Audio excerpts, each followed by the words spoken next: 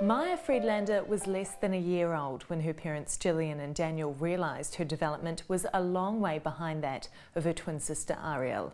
The road to diagnosis and treatment has been a long and difficult one. Maia was oxygen deprived at birth and as a consequence has a cerebral palsy-like brain injury that affects both her speech and her movement. At 4 years of age, Maia has trouble with balance and has an unusual gait that restricts what she is physically capable of. She has major difficulty with concentration, a drowsy, unfocused look and very little speech.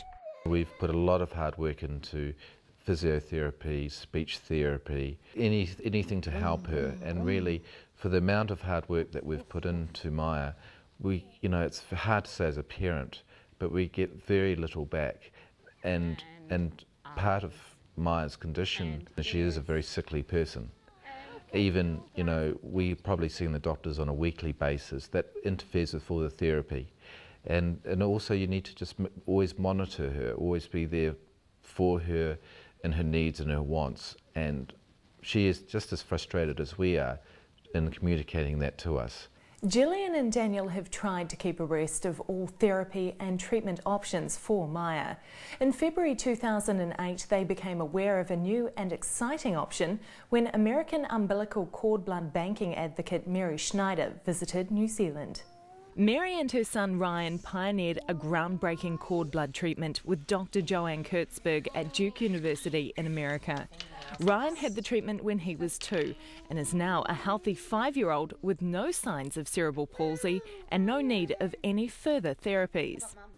Up until the point where Mary had Ryan's cord blood used to treat his cerebral palsy, umbilical cord blood had mainly been used in the treatment of childhood cancers and leukemia. Now it is being used for brain injury conditions like cerebral palsy as well as juvenile diabetes. Since Ryan's treatment, another 50 children have gone through the procedure at Duke with significant improvements to their conditions in all cases.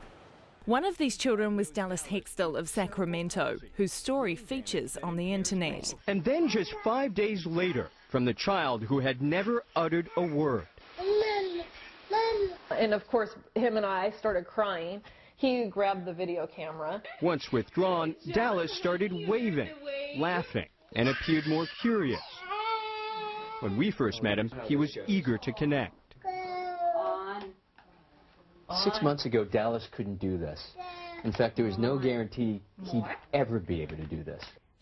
And more recently, Chloe Levine of Arizona has been treated. Her story also featured on American television and the internet. Chloe's parents say her recovery was dramatic. Remember, she had no muscle control on her right side.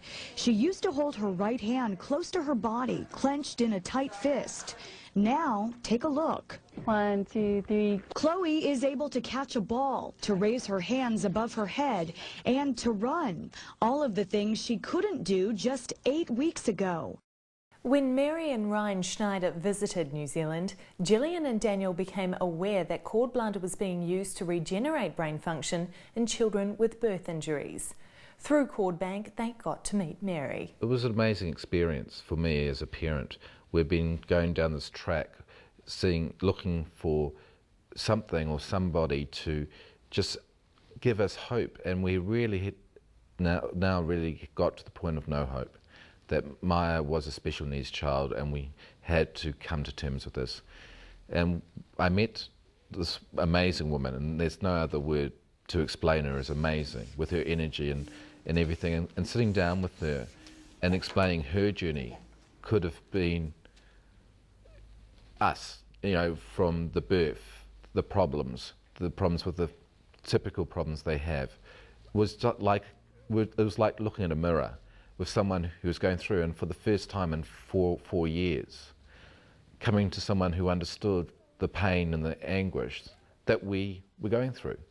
And, talking about her child and his difficulties, and talking about Maia and her difficulties was mirrored perfectly. But not with pity. No, perfectly. And it was just like a light had just come on, and we're sitting there looking, me and Jillian just staring at each other. And, the only reason we're in that position with these people was because we saw the foresight and believed that, the foresight of you know, keeping the cord blood of our daughter. And, you know, there was no special reason for it, but it seemed to us as parents that it was a good idea, and it seemed to only be beneficial for the future. With Mary's support, Jillian and Daniel began the long process of trying to get Maia an appointment at Duke, a hospital with a very long waiting list for cord blood re-infusion. I remember the day we got the date of the 26th of August 2008. I was in the kitchen looking at Jillian, and we both broke down and cried. We did. And So Jillian got the mobile call, said, "We've got a date, we've got a date."